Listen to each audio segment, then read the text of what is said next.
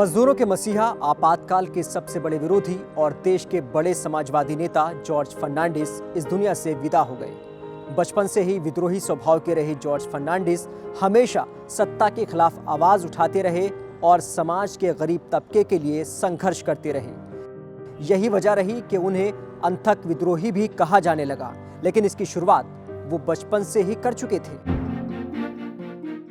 नाम से लेकर पहचान तक जॉर्ज फर्नांडिस का पूरा जीवन बेहद अलग रहा।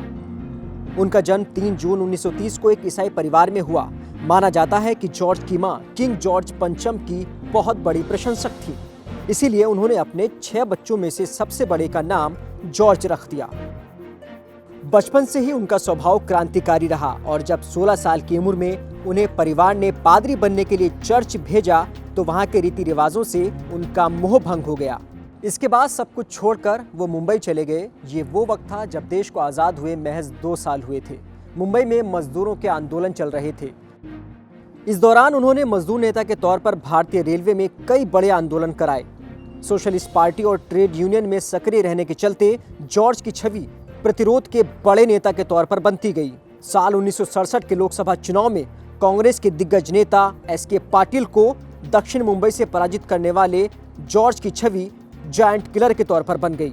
यहीं से धीरे धीरे राजनीतिक अखाड़े में जॉर्ज फर्नांडिस की पहचान बनती गई और 1973 में उनके जीवन का सबसे अहम मोड़ आया जब उन्हें रेलवे फेडरेशन का अध्यक्ष चुना गया। इसके बाद उन्होंने रेलवे कामगारों की मांगों को लेकर देशव्यापी आंदोलन बुलाया। फर्नांडिस ने 1974 में रेल आंदोलन का आह्वान किया, जिसके चलते रेल का संचालन कई दिनों तक ठप रहा।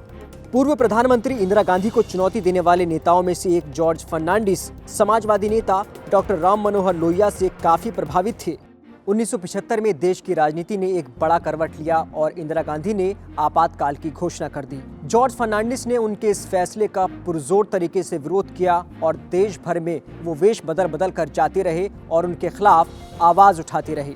यहाँ तक कि जॉर्ज फर्नांडिस ने डायनामाइट लगाकर देश में विस्फोट करने तक का ऐलान कर दिया, जिसके चलते हिंसा को बढ़ावा देने के आरोप में उनके साथियों के साथ उन्हें 1976 में गिरफ्तार भी किया गया। इसके बाद 1977 में इंदिरा गांधी ने चुनाव की घोषणा की और आपातकाल खत्म हो गया। इस वक्त जॉर्ज फर्नांडिस जेल में थे और उन्होंने वहीं से चुनाव लड़ने का फैसला किया।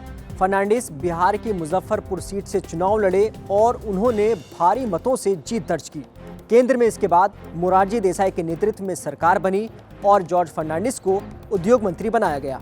इसके बाद अटल बिहारी वाजपेयी सरकार में उन्हें रक्षा मंत्री बनाया गया और अपने कार्यकाल के दौरान उन्होंने पोखरण में परमाणु परीक्षण कराया, जिसके लिए उनका योगदान बेहद अहम माना गया।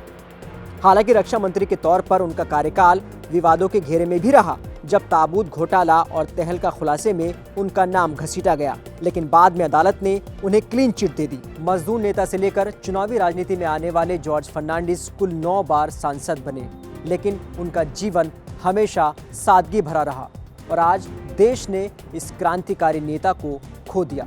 आज तक की तरफ से भी उनको श्रद्धांजलि।